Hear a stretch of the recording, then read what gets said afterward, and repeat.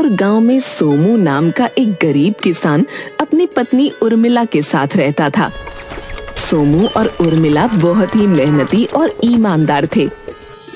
पिछले 2 दिनों से लगातार बारिश हो रही थी। मुझे तो लगता है आज भी यह बारिश बंद नहीं होने वाली है। हाँ, ऐसा ही लग रहा है। बादलों को तो देखो कितने काले हैं। अगर ये बारिश बंद नहीं हुई तो हमारा ये मिट्टी का घर जल्दी ही गिर जाएगा।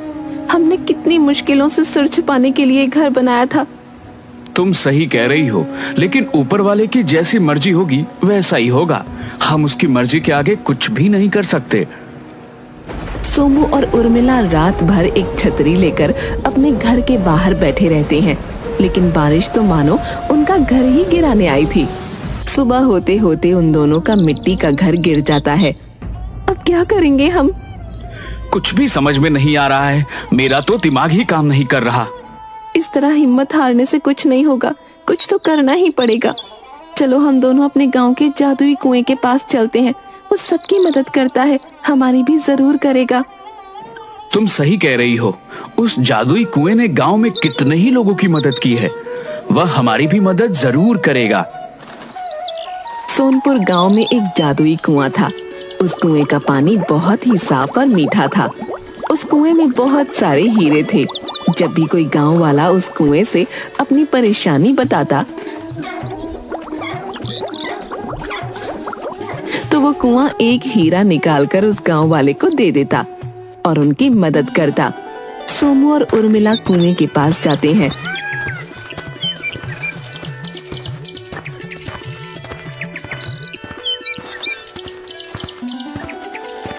देखो तो इस कुएं का पानी कैसा चमक रहा है। जादुई कुएं, हम बड़ी उम्मीद लेकर आपके पास आए हैं। हमने बड़ी मेहनत से अपना एक छोटा सा मिट्टी का घर बनाया था ताकि हम सिर छुपा कर रह सके। लेकिन कल रात बारिश की वजह से हमारा वह मिट्टी का घर टूट गया। तुम गांव में सबकी मदद करते हो। हम बड़ी उम्मीद लेकर तुम्हारे पास आए हैं। तुम हमारी भी मदद कर दो। तुम दुखी मत हो सोमू। मैं जानता हूं कि तुम दोनों बहुत ही मेहनती और ईमानदार हो। मुझे तुम्हारी मदद करके बहुत खुशी मिलेगी। अब तुम कुएं पर रखी बाल्टी को मेरे अंदर डालो और एक हीरा ले लो। सोमू और उर्मिला वैसा ही करते हैं।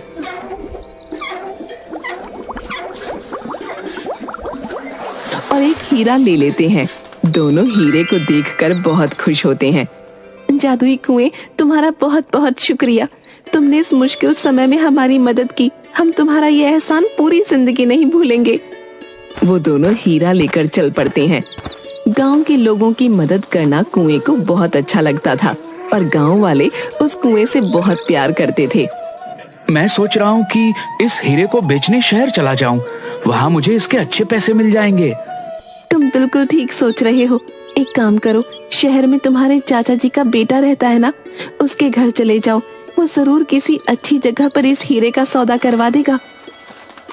मैं अभी निकल जाता हूँ ताकि कल सुबह तक हीरे का सौदा करके पैसे लेकर समय से वापस आ जाऊं। ठीक है, तुम अभी शहर के लिए निकल जाओ। सोमू शहर में रहने वाले अपने चचेरे भाई नंदू के घर जाता है।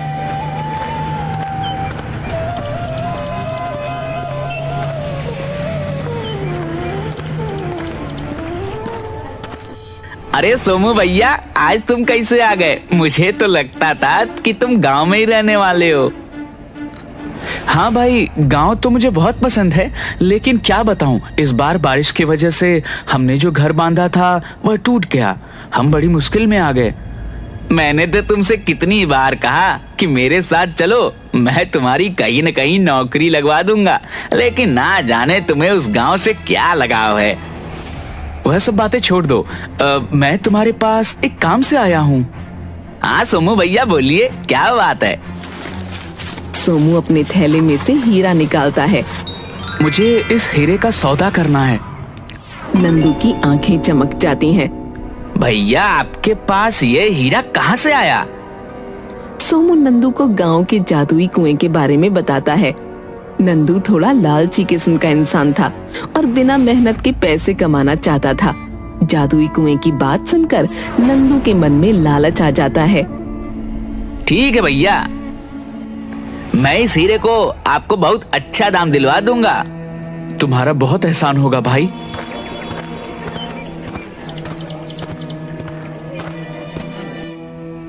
नंदू सोमू को हीरे के अच्छे दाम दिलवा देता है और सोमू गांव के लिए वापस निकल पड़ता है। सोमू को देखकर, आ गए तुम, हो गया हीरे का सौदा। हाँ, नंदू की वजह से हीरे के बहुत अच्छे दाम मिले मुझे। अब जल्दी से अपना घर बनवा लेते हैं। घर नहीं, पक्का घर बनवा लेते हैं। हीरे बेचकर जो पैसे मिले थे, सोमू उससे अपने लिए घर बनवाता है और बाकी के पैसों से वो अपने घर में ही एक छोटी सी दुकान खोल लेता है। सोमू खेतों में काम करता और उर्मिला दुकान संभालती। आज मैं खेतों से जल्दी वापस आ जाऊंगा और फिर हम जल्दी दुकान बंद करके जादुई कुएं को धन्यवाद बोलने चलेंगे। अगर जादुई कुएं ने समय पर हमारी मदद नहीं की होती तो न जाने हमारा क्या होता। वह जादुई कुआं गांव वालों के लिए वरदान है। वह हमेशा सबकी मदद करता है। तभी तो गांव के लोग भी कुएं को इतना प्यार करते हैं, उसका इतना ध्यान रखते हैं। घर के बाहर से किसी की आवाज आती है। सोमू भैया, सोमू भैया, कहाँ हैं आप? अरे नंदू, आओ आओ, कैसे हो भाई? बस भैया सब ठीक है, सोचा आपसे और भाभी से मिल लेता हूँ। बहुत अच्छा किया नंदू भैया, हमने तो आपको कितनी बार बुलाया। हाँ भाभी, क्या करूँ, समय नहीं मिलता, लेकिन इस बार सोमू भैया से मिलकर सोच ही लिया था कि गांव जाकर आऊंगा। नंदू, तुम्हारे साथ ये कौन है? भैया, ये मेरा बहुत अच्छा मित्र कुणाल है। यह शहर में ही मेरे साथ नौकरी करता है। फिर तो ये हमारे लिए तुम्हारे जैसा ही हुआ। जी भैया, आपने बिल्कुल सही कहा। अरे तुम लोग बैठकर बातें करो, मैं कुछ खाने को लाती हूँ। उर्मिला सबके लिए चाय नाश्ता लेकर आती है और वो तीनों बैठकर बातें कर रहे होते हैं। सोमू भैया, हीरे का सौदा करने के बाद आपकी स्थिति तो काफी सुधर गई लगती है। हाँ भाई, ये सब हमारे जादुई कुएं और तुम्हारी वजह से हुआ है। नहीं भैया, जादुई कुएं ने आपको हीरा नहीं दिया होता तो मैं क्या कर सकता था। हाँ भाई, वह जादुई कुआं तो हमारे गांव के लिए वरदान है। वह हमेशा सबकी मदद करता है। जादुई कुआं? आप लोग ये क्या बातें कर रहे हैं, मुझे कुछ समझ नहीं आ रहा। हाँ दोस्त, इस गांव में एक जादुई कुआं है जिसमें बहुत सारे हीरे हैं। अगर कोई गांव वाला अपनी परेशानी लेकर कुएं के पास जाता है तो वह कुआं उसकी मदद के लिए एक हीरा निकाल कर देता है। यह क्या बकवास कर रहे हो तुम? मैं नहीं मानता इन बातों को। मैं सही कह रहा हूँ दोस्त, यकीन नहीं हो तो सोमू भैया से पूछ लो। हाँ कुणाल, नंदू सही कह रहा है। वह कुआं हमारे गांव के लिए वरदान है। वह हमेशा हम गांव वालों की मदद करता आया है। यह सब अंधविश्वास मैं नहीं मानता। भैया, क्या आप हमें वह कुआं दिखा सकते हैं? क्योंकि मुझे नहीं लगता कि कुणाल बिना कुएं को देखे हमारी बात पर यकीन करेगा। भोला सोमू नंदू और कुणाल की बातों में आ जाता है और उन्हें लेकर वो जादुई कुएं के पास जाता है।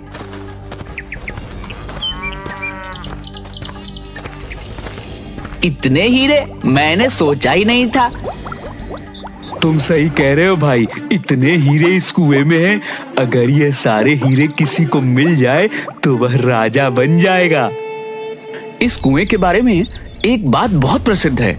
यह कुआं सिर्फ मजबूर लोगों की ही मदद करता है और एक बार में एक इंसान को सिर्फ एक ही हीरा देता है। कुएं के अंदर देखकर नंदू और कुणाल एक दूसरे को देखकर हंसते हैं और सोमू के घर रात गुजारने वापस चले जाते हैं। रात को सोमू और उर्मिला के सोने के बाद नंदू और कुणाल जादुई कुएं के पास जाते हैं। भाई, हमें किसी भी तरह ये सारे हीरे इस कुएं से निकालने होंगे। अगर ये सारे हीरे हमें मिल गए तो हमें कभी नौकरी करने की जरूरत नहीं होगी। हम दोनों रातों रात अमीर हो जाएंगे। लेकिन हमें यह काम बड़ी सावधानी से करना होगा। तुम सही कह रहे हो। चलो अब हम वापस चलते हैं और कल रात को सीधा शहर से गाड़ी लेकर आएंगे और रातों रात ये सारे हीरे निकाल कर वापस लौट जाएंगे। किसी को हम पर शक भी नहीं होगा। ठीक कहा तुमने। कल सुबह हम शहर जाने के लिए यहाँ से निकल पड़ते हैं। सबको लगेगा कि हम लोग तो वापस चले गए और किसी को हम पर शक भी नहीं होगा। कुणाल और नंदू दूसरे दिन सुबह शहर के लिए निकल जाते हैं और रात होते होते एक गाड़ी लेकर गांव के बाहर इंतजार करते हैं। देर रात दोनों जादुई कुएं के पास जाते हैं। भाई नंदू, तुम बोरे को पकड़ कर रखो और मैं इस बाल्टी से हीरे निकाल कर डालता जाता हूँ। नंदू और कुणाल जादुई कुएं की कोई बात नहीं सुनते और बाल्टी भर भर कर हीरे कुएं में से बाहर निकालने लगते हैं। जैसे ही बाल्टी कुएं से बाहर आती है, सारे हीरे गायब हो जाते हैं और सिर्फ पत्थर बचते हैं। ये क्या हो गया? हीरे कहाँ गए? बाल्टी में तो थे, लेकिन अब नहीं है। दोनों कुएं के अंदर देखते हैं। ये कुआं तो सूख गया। अब ना तो इसमें पानी है और ना ही हीरे दिख रहे हैं। यहाँ तो सिर्फ मिट्टी और पत्थर ही दिख रहे हैं। चलो जल्दी यहाँ से भाग जाते हैं। अगर किसी गांव वाले ने हमें यहाँ देख लिया तो ना जाने हमारा क्या करेंगे। दोनों वहाँ से भाग जाते हैं।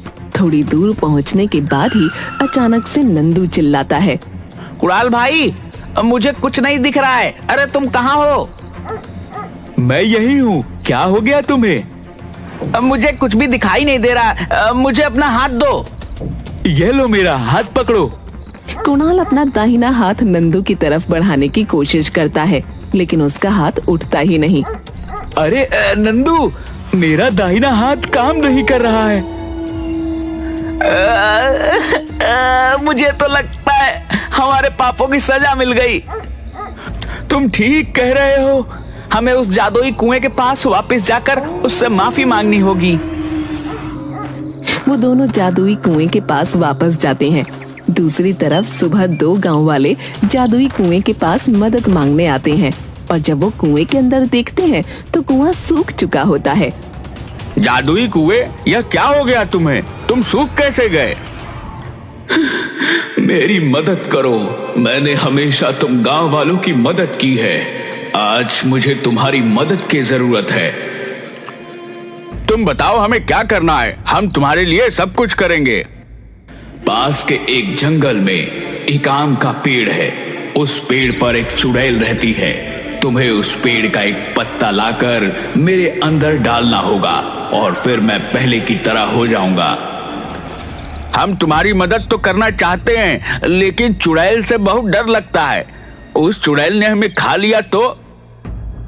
धीरे धीरे जादुई कुएं के सूखने की बात पूरे गांव में फैल जाती है। सोमू और उर्मिला ये बात सुनकर जादुई कुएं के पास आते हैं। जादुई कुआं रो रो कर सबसे मदद मांग रहा होता है। तभी नंदू और कुणाल भी वहां आ जाते हैं।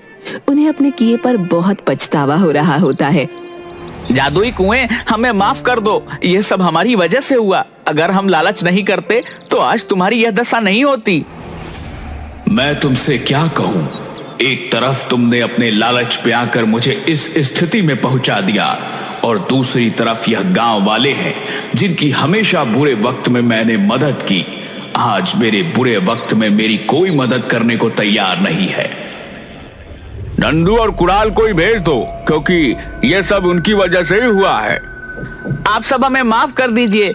हमें अपनी गलती का एहसास हो गया है, लेकिन इस स्थिति में हम कैसे आम का पत्ता लेकर आएंगे? मैं तुम्हारी मदद करूंगा जादुई कुएं। तुम मुझे बताओ, तुम्हें पहले जैसा करने के लिए मुझे क्या करना होगा? पास के जंगल में आम के पेड़ पर चुड़ैल रहती है। तुम्हें उस पेड़ से एक पत्ता तोड़कर लाना होगा और मुझ में डालना होगा। मैं पहले जैसा हो जाऊंगा। जादुई कुएं, मैं अभी जंगल की तरफ जाता हूँ। उर्मिला और सोमू जंगल की तरफ निकल पड़ते हैं। वो जंगल के बीच में एक पेड़ के पास पहुंचते हैं और पेड़ से आवाज आती है, रुक जाओ, तुम आगे नहीं जा सकते हो। कौन हो तुम? सामने आकर बात करो। उस पेड़ में से एक परी निकलती है। मुझे पता है तुम दोनों जादुई कुएं के लिए आम का पत्ता लेने जा रहे हो, लेकिन उसे तोड़ना मुश्किल है क्योंकि उस पेड़ पर एक चुड़ैल रहती है जो पेड़ को छूने से पहले ही तुम्हें खा लेगी। परी रानी, जादुई कुएं ने हमें बताया था कि उस पेड़ पर चुड़ैल रहती है, लेकिन हम अपने जादुई कुएं को ऐसे नहीं छोड़ सकते। उसने हमेशा हम गांव वालों की मदद की है। अगर गांव वाले उस कुएं की मदद नहीं करना चाहते तो तुम दोनों अपनी जान क्यों गंवाना चाहते हो? मैं तुम्हें हीरों से भरा हुआ एक घड़ा देती हूँ, तुम उसे लेकर वापस चले जाओ। नहीं, हमें कुछ भी नहीं चाहिए। हमें जब जरूरत थी तो जादुई कुएं ने हमारी मदद की थी, और आज जादुई कुएं को हमारी मदद की जरूरत है। तुम दोनों बेवकूफ हो जो उस चुड़ैल का भोजन बनने जा रहे हो। परी रानी, हम सिर्फ जादुई कुएं की मदद करना चाहते हैं, क्योंकि हमें पता है कि बुरा वक्त कैसा होता है।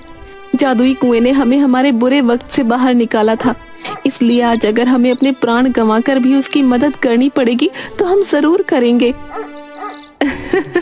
तुम दोनों मेरी परीक्षा में पास हुए। कौन सी परीक्षा? मैं तो तुम दोनों की परीक्षा ले रही थी। क्या तुम दोनों घड़ा भर के हीरे लेकर वापस जाते हो, या सच्चे दिल से जादुई कुएं की मदद करना चाहते हो? तुम दोनों बहुत नेक दिल हो। तुम मेरी ये जादुई छड़ी ले जाओ। आम के पेड़ के पास पहुंचकर इस छड़ी से 7 बार गोल गोल घुमाना। इसके जादू से कुछ समय के लिए वो चुड़ैल सो जाएगी, और तुम दोनों जल्दी से आम का पत्ता लेकर वापस आ जाना। सोमू और उर्मिला परी की जादुई छड़ी लेकर आम के पेड़ के पास पहुंच जाते हैं, और जैसा परी ने कहा था वैसा करते हैं। जल्दी से आम का एक पत्ता लेकर वो वहां से वापस परी के पास आ जाते हैं। परी रानी, आपका बहुत बहुत शुक्रिया। आपने हमारी मदद की। यह लीजिए आपकी जादुई छड़ी। शुक्रिया तो मुझे तुम दोनों का करना चाहिए। वो जादुई कुआं मेरी बहन सोन परी है, जिसे एक जादूगर ने बहुत सालों पहले उसकी शक्तियों के साथ उसे कुएं में कैद कर दिया था। और उस जादूगर के जादू को खत्म करने के लिए जब मैंने कोशिश की तो उसने मुझे इस पेड़ में कैद कर दिया। बहुत सालों की तपस्या के बाद मुझे और मेरी बहन को एक योगी ने आशीर्वाद दिया कि जब कोई सच्चा मनुष्य निस्वार्थ भाव से हमारी मदद करने आएगा तब हम दोनों इस कैद से आजाद हो जाएंगी। और आज तुम दोनों की वजह से मैं और मेरी बहन उस जादूगर की कैद से आजाद हो जाएंगे। परी जी, क्या आप सच कह रही हैं? हमारा जादुई कुआं एक परी है? हाँ, मैं बिल्कुल सच कह रही हूँ। वो तीनों जादुई कुएं के पास वापस आते हैं। जैसे ही सोमू आम का पत्ता उस कुएं में डालता है, कुएं के अंदर से सोन परी बाहर आती है। तुम्हारा बहुत बहुत शुक्रिया। तुम दोनों के निस्वार्थ भाव की वजह से आज मैं और मेरी बहन उस जादूगर के जादू से मुक्त हो गए हैं। अब हम अपने परीलोक वापस जा सकते हैं। शुक्रिया तो आपका है, जो आपने इतने सालों तक इस कुएं में कैद रहने के बाद भी अपना स्वभाव नहीं बदला और हमेशा दूसरों की मदद की। मदद तो मैंने इस गांव में सबकी की, लेकिन आज जब मुझे मदद की जरूरत थी तो सबने अपना मुंह फेर लिया। मैं तुम दोनों का एहसान कभी नहीं भूलूंगी। और मैं नंदू और कुणाल को भी माफ करती हूँ। उन्होंने जो किया उसकी सजा उन्हें मिल गई है। नंदू, कुणाल और गांव वाले अपने किए पर बहुत शर्मिंदा होते हैं और सोन परी से माफी मांगते हैं। सोन परी और उसकी बहन परी लोग वापस चले जाते हैं, और जाते जाते वो दोनों सोमू और उर्मिला के घर में हीरों से भरा हुआ एक घड़ा रख देते हैं। उम्मीद है कि आपको हमारी ये कहानी पसंद आई होगी। कृपया हमारे चैनल को सब्सक्राइब करें और सभी अपडेट्स के लिए बेल आइकन जरूर क्लिक करें। और हाँ, वीडियो लाइक और शेयर करना मत भूलिएगा। बाय।